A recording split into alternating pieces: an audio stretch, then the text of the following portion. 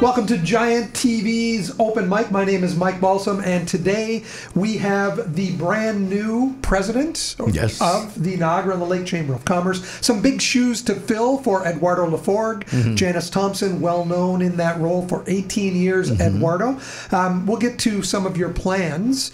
She's moved on now to be the CEO of Niagara Falls Tourism. You're taking on the role. You've been in that role now for about a month. But let's talk a little bit about your background. Born in Argentina. Yes. You're a really interesting man. Yeah. When I look at but you are when I look at your history. So born in Argentina. Yes. But schooled in a French school. In the Lycée Français, yes. In Mexico, actually, in the Lycée Français, and then I finished up high school in England, and then university in Mexico, and the master's degree in Spain. So. Wow, world traveler. Yeah.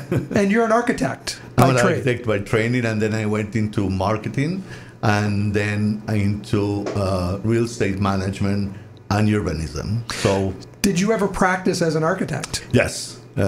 Just out of the university. I actually started working before leaving university. So yes, I did practice and always link architecture to tourism, to hotel development, mostly hotel development and residential tourism development. When I started till 14 years ago. So take me through some of your career over the years, from the architecture to the tourism. How did all of this tie together, and where did this take you? Well, I got a client. I remember when I was just out of university, I told one of my professors, how do you become a hotel architect or a airport architect or a hospital architect? And so these are the areas that interested you as an architect? Not really. I just asked the question because I wanted to know where I have to go. So I asked my professor, and his answer was, I'll never forget his answer. His answer was, you don't choose. Life will guide you, and you'll see. You may have a client for an airport, but you may have a client for a hotel or a hospital or just houses, or it will depend. And I got a client for a hotel. And this is where I started really interested in tourism, besides the fact that I love traveling, and I've been traveling since I was very, very young, first with my parents and then alone. And then when I was fed up of school, when I was in boarding school, I just jumped the fence and with my backpack and travel. And so actually this went very well. This mixed very well. The hotel, where was that hotel? That hotel was in Mexico. And did you design that hotel? Did it end up getting built with your design? I was part of the design team. And then I went into another one, and then I got connected to a huge hotel chain that linked to the States. And then when we moved back to Canada, that was, well, I can't remember. It was a long time ago. And I started working for a company owned by French and Canadians that was actually doing Wayne Gretzky's hockey sticks and creating Wayne Gretzky's hockey sticks. They were manufacturing them, right? And close to Montreal, and some architectural products. So I became the director, the commercial director for architectural products. Then I went to work for La Caisse de Dépôt and a commercial division, and I became the vice president of that commercial division. And we got involved in many hotel developments through La Caisse. And that hooked me completely to that hotel development. Then I moved to Europe with IntraWest as VP Acquisitions for Europe. And, so your role there, VP of Acquisitions, exactly. You're looking to acquire new hotels? Well, acquiring business, this is not just land, but means business. And I was first director and then VP, and then it was bought by an American hedge fund. And our division was dissembled, was scattered in little pieces. And I had, at that time, huge consulting company, a Spanish consulting company, international, business consultant that has a division of tourism, business, consulting. And they have two big divisions, one for America and Europe, and the other one for Middle East and Southeast Asia.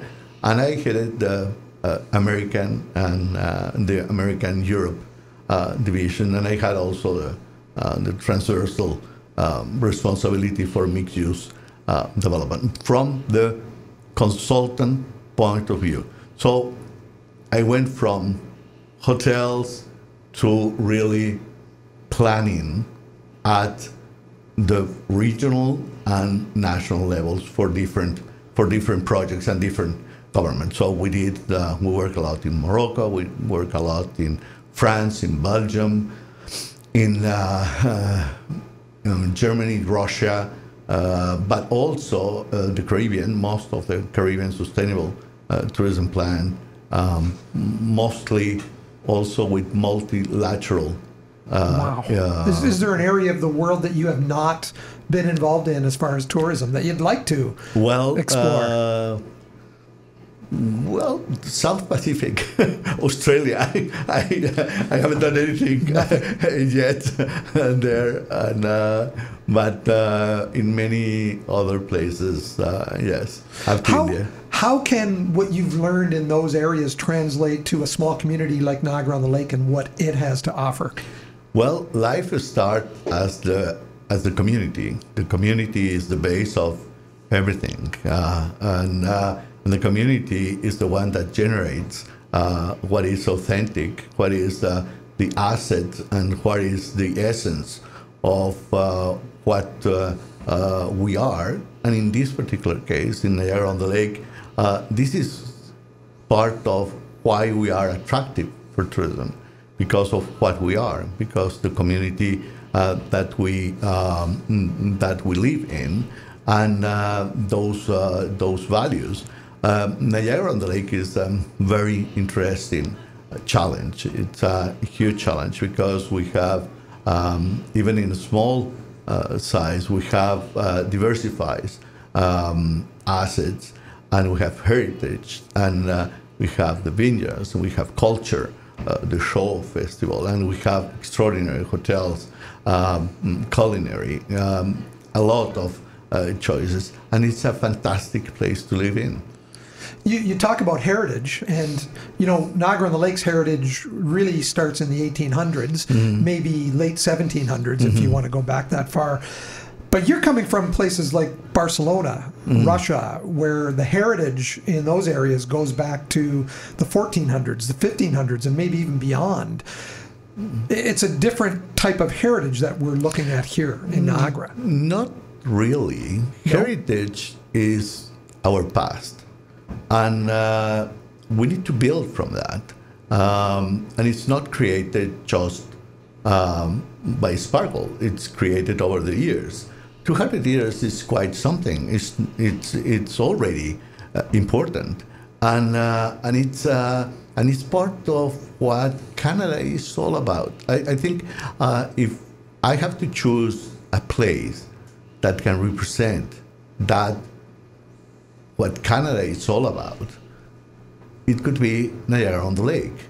And not only because of the history of the loyalists, of the people that actually founded Niagara on the Lake, but it goes at that relationship, that kind of frontier relationship. it's very, very interesting how it's the relation with the other side of the river. It's an interesting comment that you make, that if you had to choose a place to represent Canada, it would be right there in Niagara on the Lake. When you first came back to Canada recently, you were working up in what they call headwaters, Caledon, Erin area. What are the differences between that area that you're coming from and Niagara on the Lake? Well, that area is an extraordinary, beautiful area, rural. Very, very, very natural. It has heritage. Orangeville has fantastic assets, heritage assets, and it has heritage, but it's a rural area.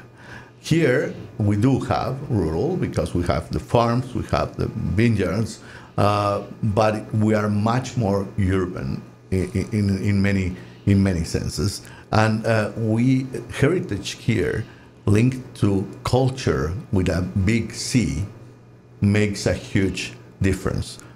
Show festival and the wineries and the hotels make a huge impact on what we are. And we are a mature destination. We're not, we are already an established destination, and that makes a huge difference. Not only between Headwaters and here, but it also on what needs to be done on a mature destination. How important are the vineyards and the wineries to the future of the Niagara on the Lake Chamber of Commerce? Well, they have become, in the last 25 years, they have become part of the essence of, they were not there. People think that they have been always here. They're not. But they have become part of the essence and part of the experience. The tourism right now looks for experiences, and they're part of the experience. And that's expanded as well, because the area also has expanded into the craft breweries. Oh, yes, of course. And well, you have many different branches, but I mean, the essence is that we went just from something culture and Queen Street to something that is much bigger, and it's the whole town. It includes St. David's, it includes Queenston, it includes all around. All have heritage part, but also vineyards are there, present all over. And it's a fantastic drive. I'm very fortunate when I drive to a meeting through vineyards and at sunset. It's absolutely extraordinary. How do you see Niagara on the Lake in the future, I guess, working together with other areas like Niagara Falls, maybe Jordan, parts of St. Catharines, Grimsby? Well, we don't live in an isolated capsule, so we need to work together. Us, the Chamber, and Tourism Niagara on the Lake needs to work together with the rest of the stakeholders and the rest of the representatives. If we are alone, isolated, it's extremely difficult. It's extremely difficult to grow. Nevertheless, we have our own personality and our own essence, as I was saying, and it's essential to keep it, because if we lose it, we become a theme park. Eduardo, you've been in the role now for about a month, maybe just over a month. What have you done? How have you spent your time over that month? Well, I mean, this is my fourth week. I'm ending my fourth week, so not even a full month. But I spent meeting people, meeting the stakeholders, meeting everybody, as many people as I can, and then at the same time learning the insides of the mechanism of the chamber, and unpacking. Which is quite something. My all evenings, I think I made, I don't know how many times, trips to Home Depot, Canadian Tire, and the nursery. So this is quite something. Even if we do have certain expertise at the moving side. You have a wonderful place for your office as well in the old library building. Absolutely. How did that strike you when you walked into that building and realized that's where I'm going to hang my hat for the next little while? Well, it's heritage in itself, right there. Heritage in itself. I first, before seeing my office, I actually was invited to a previous board meeting at the upper floor. It was fantastic, a fantastic place. Nevertheless, we need some updating. We need some tech, IT things that needs to happen, and we're working on that. We're going to work on that. What do you see as your priorities for the next year, or the next 3 years? Well, I think that one of the first priorities is working on a strategic social media marketing that we're able to control. We need to develop that. My predecessor did a fantastic job preserving that essence that I'm talking about. But we need to go forward, and we need to control that strategic social media marketing. That's one. The other one is integrating different players of the chamber. The chamber has many members now, but I think we have a lot of room to grow on the membership side. That will make us stronger, and that will allow us to reach further than just the tourism side on Queen Street. And then the third one is putting up some programs that will actually benefit all the stakeholders from the tourism point of view, but also integrating the ones that think they're outside the tourism value chain. It's important to, in a place like Niagara on the Lake, much more people than they think are part of that tourism value chain. Can you give me an example of someone who might think they're outside of that tourism value chain? Well, I use this one many times in many years, but it's striking always when you get into a gas station and you ask the gas station clerk that if he feels that part of the tourism value chain, and normally the answer is no. And this one isn't different here. The answer was no the first time I asked. And but if he sees through the window, he will notice that most of the cars are not local. Not coming from Niagara on the Lake. Exactly. So he's part of that tourism value chain. He's part of the services that we are delivering. He's part of the image that we are putting outside. And he's part of that essence, even if he doesn't think so. A big part of the tourism value chain in Niagara on the Lake is the network of bed and breakfasts. Yes. So that again, your background comes from the hotel industry. Mm-hmm. Not everybody can afford to book a hotel room in Niagara on the Lake. So the B&Bs have become very, very important. Have you reached out to the Bed and Breakfast Association?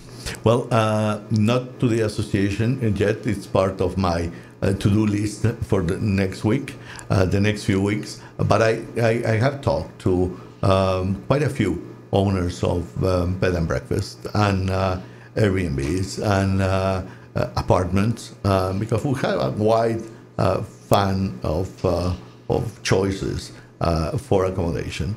And yes, certainly they're a very, very important part.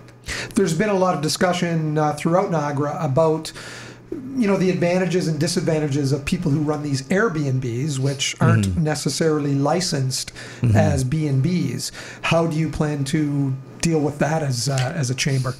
Well, the chamber always try to be on the side of the legal side. So it's important we prefer to have licensed people, but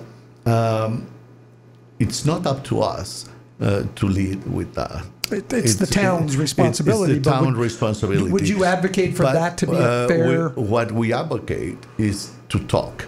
And it's very important that we don't become an empty town at 6 o'clock in the afternoon. Yes. We need to be a living community. If we become just a town where at 6 o'clock nothing's happening, or it's empty in big some months of the year, we stop being a community, a living community, to become a holiday village or a theme park. You bring up another point as well, and if I can expand on that, after Thanksgiving, a lot of the business that comes to Niagara on the Lake peters off. Mm-hmm. Do you have ideas on how to keep Niagara on the Lake and on the tourism scene? I know Christmas time it kicks up again, but between Thanksgiving and Christmas, and then after Christmas till about springtime, there's not as much tourism in Niagara on the Lake. How would you deal with that? Well, I can't answer right away, but this is one of the priorities of the action plan that we're preparing. Seasonality, it's essential to address because, as you say, it's empty part of the year. Becoming a real 4-season destination is not that easy. 3-season, yes, or 3.5. Right. I will be happy with 3.5. Okay. If we can manage that, and we will work on that sense. Attractions, experience, creating different experiences, it's important. We have the Ice Wine Festival, which is a huge attraction during the hard part of the winter. And there is a comedy festival attached to the Ice Wine at the same time at the Ice Wine Festival, which is fantastic. And we'll try to support and work with these stakeholders to expand as much as we can the reach of those tourism assets. Any chamber of commerce in whatever area it covers is not always just looking at tourism, but also looking at development and looking at working with developers. Developers have come to Niagara on the Lake wanting to build homes, wanting to build townhomes. There's a delicate balance that the Chamber of Commerce in Niagara on the Lake must play with that. And again, it might put you in some uncomfortable positions in the future. How do you look at that in the next little while? Well, I'll cross the bridge when I'll be in front of the bridge. I don't have a particular position, but what I can tell you is that balancing act needs to be done, because if vineyards just become landscaping, we're in trouble, because we're going to lose the essence. Would it be important for you that whatever developments happen in Niagara on the Lake complement the tourism side of things? Well, not only the tourism side of it. It needs to serve the purposes of the community. And in a community where tourism is so important, that's why the Chamber and Tourism Niagara on the Lake are together. It is important that we see all aspects. But as we are a living community, we also need to address that side. We need to live. We need places to live. So that's where the very difficult balancing act comes on. And it's not just the Chamber. The Chamber can help, can influence, or can support, but cannot and will not create policies. This is not part of the Chamber of the Chamber mandate. Of course not. When you were up in Headwaters, were you involved in Greenbelt issues up there? No, I didn't have time to get involved in that part. And how much do you understand about the Greenbelt and how it affects Niagara on the Lake? Well, I'm trying to understand it, and I don't have a position yet on that, but I will. This is something that is important. Yeah, you've only been there 4 weeks. And so, as I told you before, we can talk this in about 6 months, and I will have a position on that. Perfect. As we come close to winding up today, I want to ask you a couple of quick questions. How many languages do you speak? 3. Spanish, English, French? Yes. You first came to Canada in 1980s? 1980. Well, I actually, my first time in Canada was in 1974. I wanted to study at Université Laval in Quebec, and at the time, that was my first time. And from there on, I always been looking at Canada. And then when I got married to a Canadian, it's we became all the time during the holidays and the Christmas season. My father-in-law used to have a chalet in close to Saint-Sauveur, and what a beautiful area! A very beautiful area. And then my wife aunt got married here, and then my an uncle got another chalet close to my father-in-law chalet. So at the end, it becomes like a hill for a compound for the family. And when we got married, we got another one, not in the same compound. We tried to be a little bit close, but not that close. You wrote a book about your travels to China? Oh, yes. You got yeah. So tell me about that. That was when I was 19 years old. I wanted to travel to China, and at that time was 1975. Cultural Revolution. At the end of the Cultural Revolution, because Mao was already not very strong, but his widow, well, not widow at the time, his wife at the time was extremely strong, and they were 4 people, the Gang of 4. That were very, very strong. And I wanted to travel to China. And after Nixon, Richard Nixon traveled in 1972 to China, tourism opened up for China. It was, for me, a mystery. But the China that I wanted to visit actually didn't exist at that time anymore, because everything was erased by the Cultural Revolution. So opera became... all the actors at the opera were actually dressed in green or blue uniforms. But my idea of China was an idea of China of Turandot, of the opera, which I love opera, but it was not real. But I didn't know, so I make all that I could to get that visa. Which at the time, I think it was 100 visas a year for every country. So I got one as a student, and we were put in a group of professors and students. The only thing that we had in common was speaking Spanish, because they have in French, they have in they have in English, or they have in Spanish. So that was there was one place in that one. So and I went to Hong Kong, and I met my guides in Hong Kong, and we were brought to the frontier, which was extraordinary. A frontier where now there are millions of people circulating every day. At that day, I think we were like 30 people crossing that frontier over the river. And I stayed 17 days in China, and it took me 20 years to realize that I saw something that will never be back. At the time, I wasn't very happy. When I came back, I told my father, no, it wasn't, because it's not what I expected. I was 19 years old. I didn't want to go to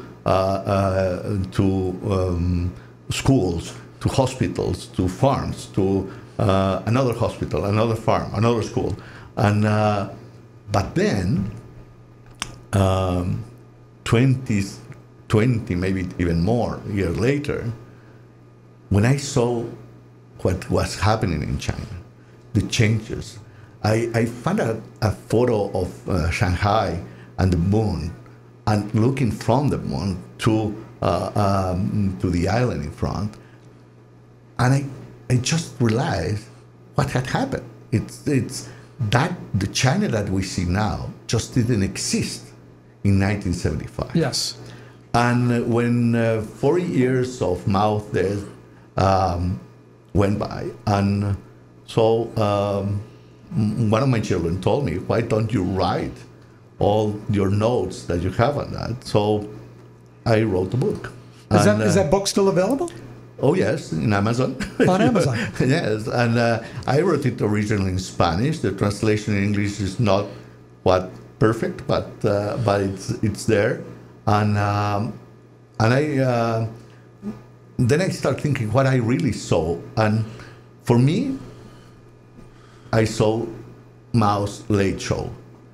That was the end of the Mao's show. Right. And what I saw, what I was what I was shown, because it's important that we didn't choose what to see. We were shown what they wanted. Exactly. At that time. And they were showing us their modern China. That for me was somewhere in the 1950s. It was like frozen in time in the 1950s. But when you compare to what you see now, well, it's just unbelievable. The people that haven't been there. So I write about that. And it's with the eyes of a 19 years old traveling at the end of the Cultural Revolution alone in China with a group of people that mismatch just because of the language.